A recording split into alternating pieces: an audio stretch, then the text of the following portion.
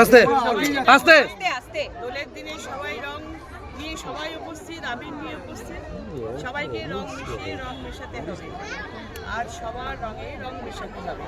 সে নির্বাচনই হোক আর নির্বাচন নাই হোক, প্রত্যেকবারই আমি এই অনুষ্ঠানটা সহ আরও অনেক অনুষ্ঠানে থাকি এবং সেখানে সবার সঙ্গে মজা করি, আনন্দ করি, সবাই মিলে এবং এটা একটা জনসংযোগ তো অবশ্যই, সেটা আমার সারা বছরই থাকে। তার সঙ্গে সঙ্গে স্পেশাল এই দিনগুলোতে একটু ভীষণভাবে আরও ছোটোবেলাকার কথা বেশি মনে পড়ে যায়, একটু নস্টালজিক হয়ে পড়ি।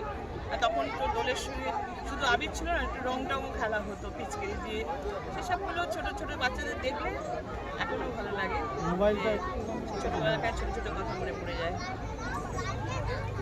আর নির্বাচন বলে আলাদা করা জনসংযোগ কিছু না, সারা বছরই মানুষের সঙ্গে জনসংযোগ।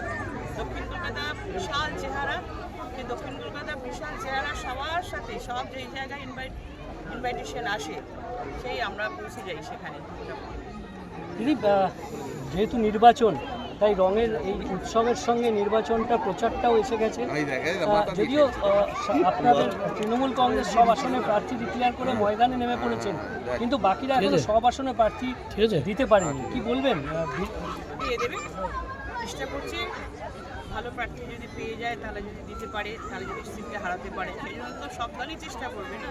আমাদের দল যেমন একদিনে সব ডিক্লেয়ার করে দিয়েছে, কিন্তু অন্যান্য দল আস্তে আস্তে দিচ্ছে, ফেজ বাই ফেজ দিচ্ছে। সুতরাং গতকাল বিজেপি কিছু আসনে আবার যেমন প্রার্থী নতুন সবগুলো না দিলেও দিয়েছে কিছুটা। আপনার বিরুদ্ধে একেবারে উত্তরবঙ্গ থেকে সাংসদকে উড়িয়ে আনতে হলো। আসলে উত্তরবঙ্গের মানুষ তাকে গ্রহণ করেনি, কারণ এলাকায় তিনি 5 বছর যাননি, তার আগের 5 বছরে যাননি। সেই জন্য খুব ক্ষুব্ধ মানুষ এখানকার, সেই জন্যে তাকে বলেছেন যে উনি দাঁড়ালে আমরা কেউ কাজ করবো না। এটা বিজেপি নেতৃত্বের খবর বা এটা ভাসছে খবরে আর কি।